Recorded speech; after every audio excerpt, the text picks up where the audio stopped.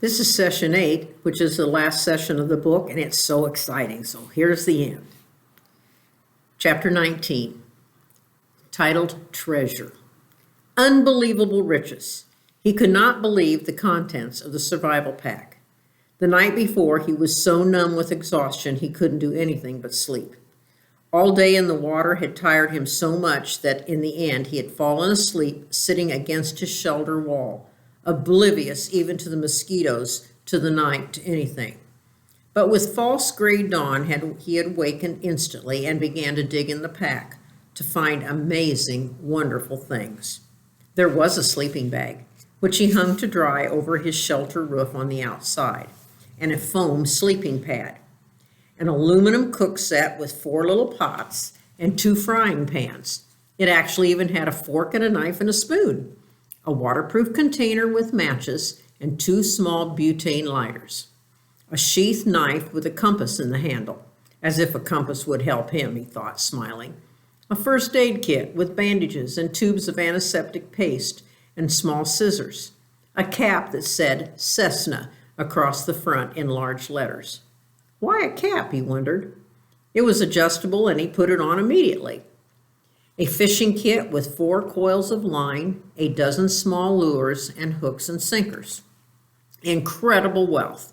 It was like all the holidays in the world, all the birthdays that there were. He sat in the sun by the doorway, where he dropped the night before, and pulled the presents, as he thought of them, out one at a time, to examine them, turn them in the light, to touch them, and feel them with his hands and eyes. Something that at first puzzled him. He pulled out what seemed to be the broken-off, bulky stock of a rifle, and he was going to put it aside, thinking it might be for something else in the pack, when he shook it and it rattled. After working at it a moment, he found the butt of the stock came off, and inside there was a barrel and a magazine and action assembly with a clip and a full box of 50 shells. It was a .22 survival rifle. He had seen one in the sporting goods store where he went for bike parts, and the barrel screwed onto the stock.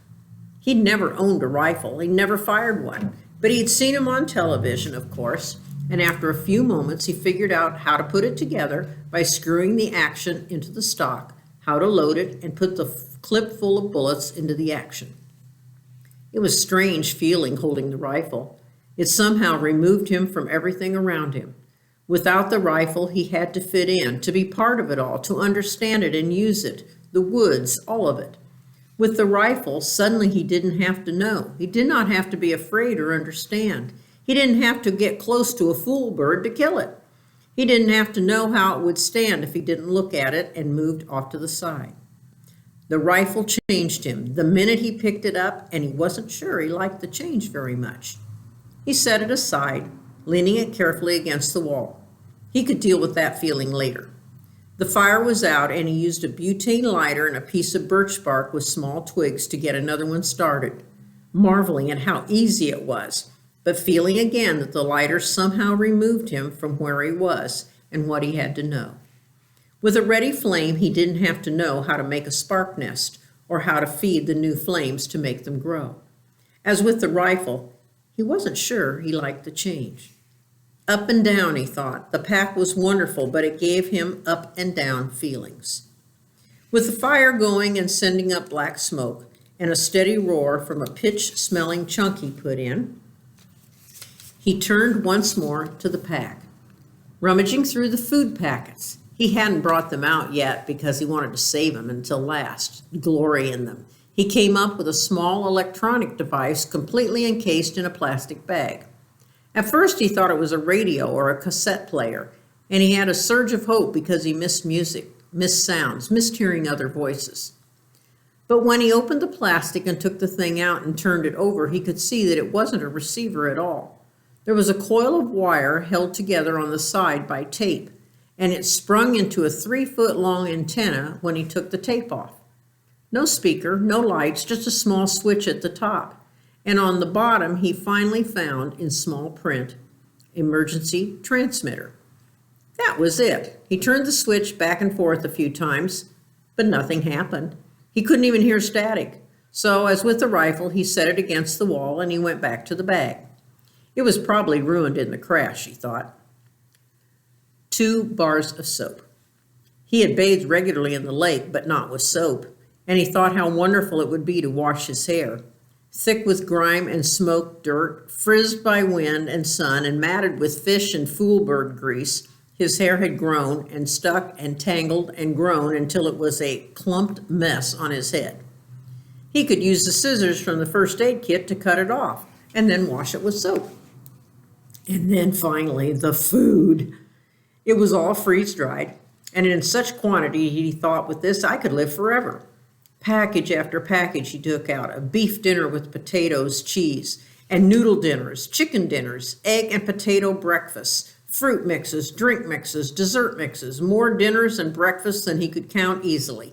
Dozens of them, all packed in waterproof bags, all in perfect shape. And when he had them all out and laid against the wall in stacks, he couldn't stand it, and he went through them all again. If I'm careful, he thought, they'll last as long as I need them to last. If I'm careful. No, not yet. I won't be careful just yet. First, I'm going to have a feast. Right here and now, I'm going to cook up a feast and eat until I drop, and then I'll be careful.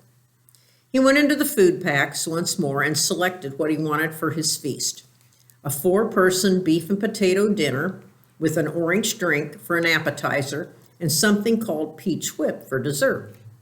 Just add water, it said on the packages, and cook for half an hour or so until everything is normal size and done. So Brian went to the lake and got water in one of the aluminum pots and came back to the fire. Just that amazed him, to be able to carry water to the fire in a pot. Such a simple act, he hadn't been able to do it for almost 2 months. He guessed at the amounts and put the beef dinner and the peach dessert on to boil, and then he went back to the lake and brought water to mix with the orange drink. It was sweet and tangy, almost too sweet, but so good that he didn't drink it fast. He held it in his mouth and let the taste go over his tongue, tickling on the sides, sloshing it back and forth, and then down, swallow, then another. That he thought that this is just fine, just fine. He got more lake water and mixed another one and drank it fast, and then a third one. And he sat with that near the fire, but looking out across the lake, thinking how rich the smell was from the cooking beef dinner.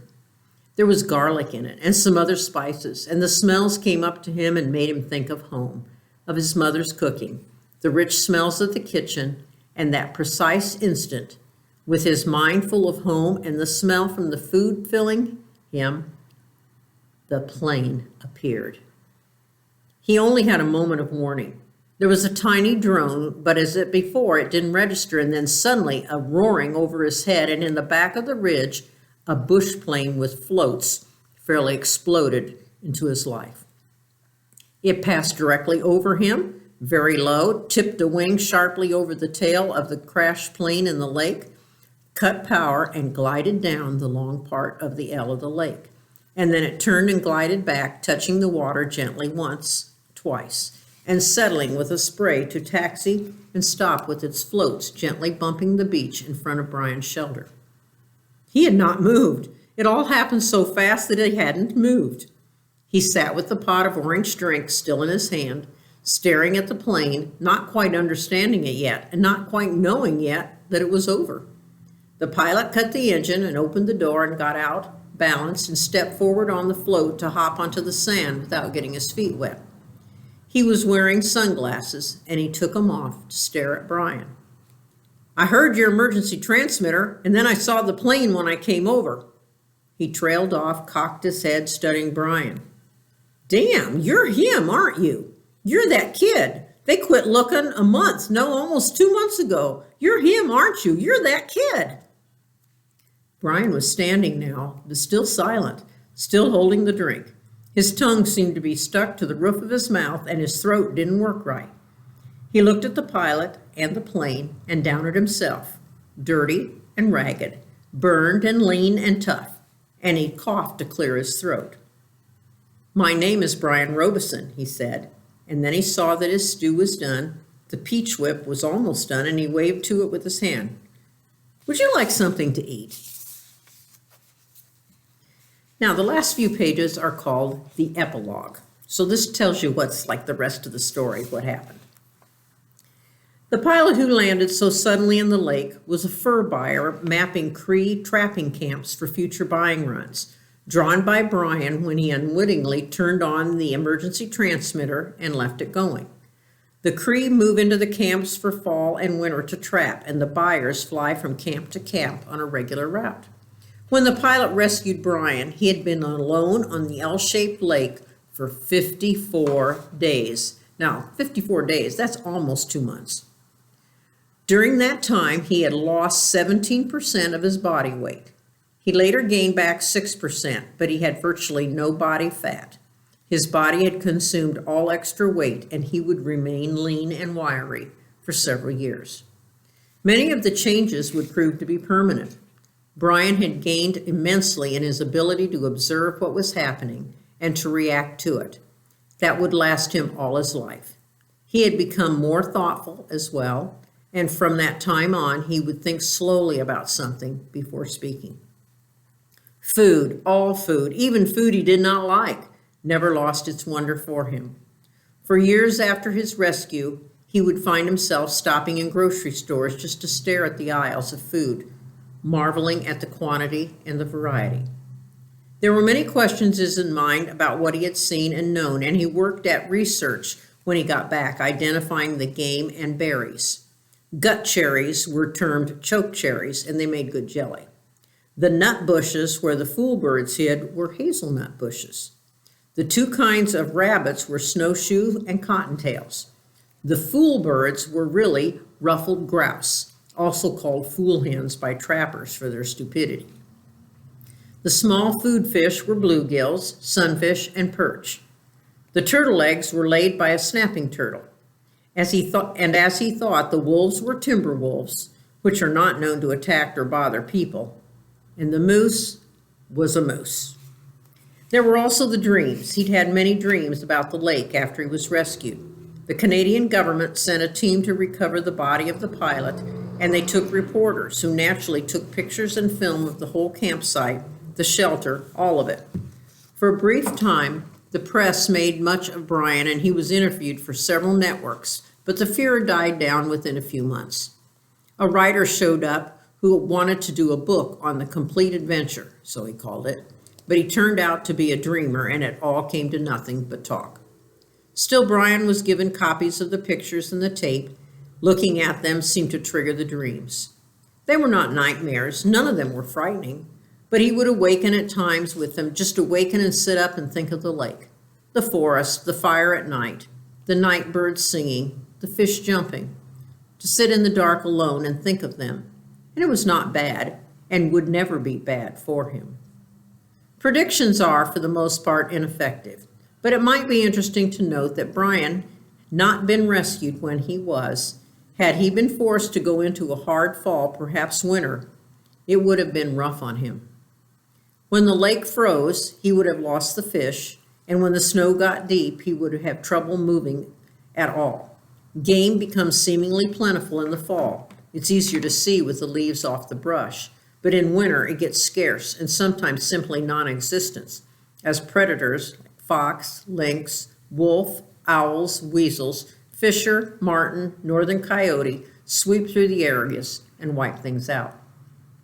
It is amazing what a single owl can do to a local population of ruffled grouse and rabbits in just a few months. After the initial surprise and happiness from his parents at his being alive, for a week it looked as if they might actually get back together. Things rapidly went back to normal. His father returned to the northern oil fields, where Brian eventually visited him, and his mother stayed in the city, worked at her career in real estate, and continued to see the man in the station wagon. Brian tried several times to tell his father, came really close once to doing it, but in the end, never said a word about the man or what he knew, the secret. Well, I hope you enjoyed that book, and if you did, the book by Gary Paulson, he wrote some others. Now, the next one, keep in mind, the one that follows this is called The River, and then there's Brian's Winter, Brian's Return, and Brian's Hunt. All of them take on the story of Brian Robeson in different aspects. Now, if you like the book Hatchet, There's a movie that is based on this book. The name of the movie is called Cry in the Wild. And I looked up, and if you have streaming services, you can find it on Prime Video, Disney Plus, HBO Max, Apple TV Plus, and Paramount Plus. So good luck. I hope you've enjoyed this book because it's a very exciting book, and the others are just as good. So hope you've enjoyed it, and happy hunting to all of you.